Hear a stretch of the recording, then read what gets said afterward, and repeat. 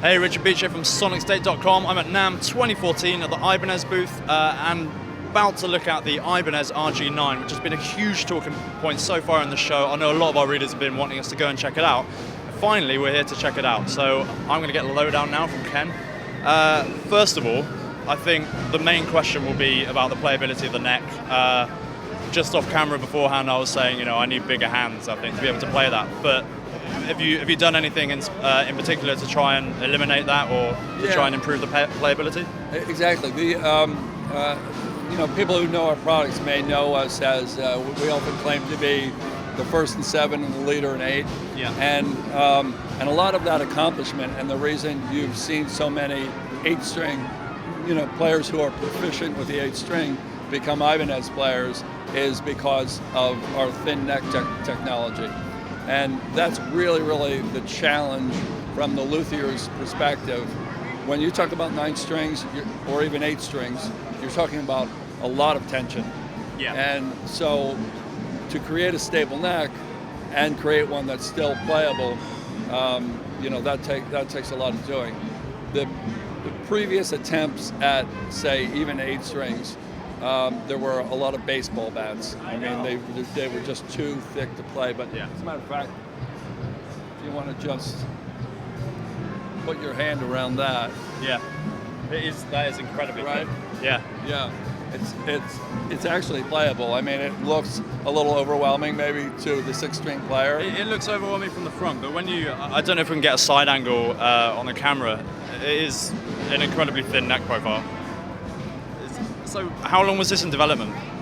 I think it actually came out of the popularity of our 8 strings, which have become more and more popular all the time, and we seem to have taken a leadership position there. So our crazy designer said, okay, let's go, let's do one more. At this point, I know that there are a number of artists who are playing with it. None of them that are, it's brand new, so I don't think any of them are ready to say, yes, I am totally a 9-string player now. Yeah. But I think it's going to happen. And we have a Prestige model as well, with a different set of pickups by the looks of things. Yeah, exactly. The Prestige, made in Japan. It has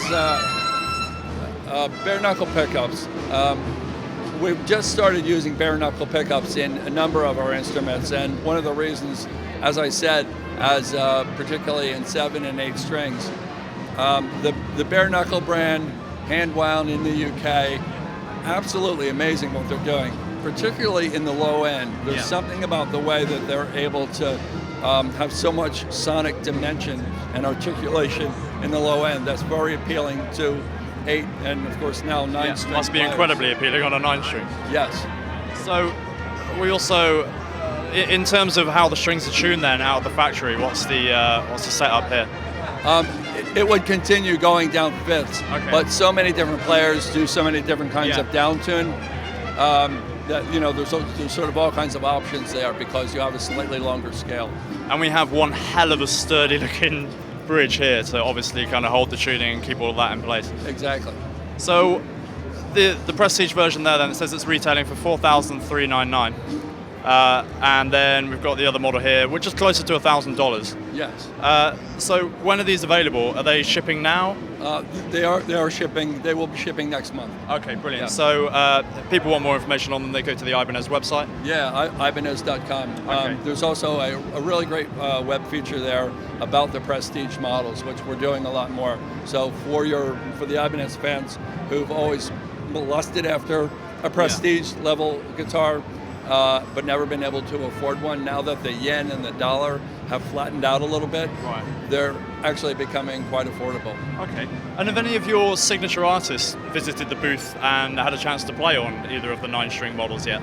No, I haven't. That would be more of an artist relation question. Okay. But we had Tosin Abasi here yesterday, and I can't think of a better emissary for the 8-string than him. I'd love to hear him play the 9-string. Hopefully there'll be a video of that soon, maybe. I don't know. Yeah. Well, Ken, thanks for your time. As always, you must be a busy man. NAMM is one hell of a busy place this year. Thanks for watching all of our videos, and stay tuned at sonicstate.com/amp for more guitar news. Thank you very much, and see you again soon.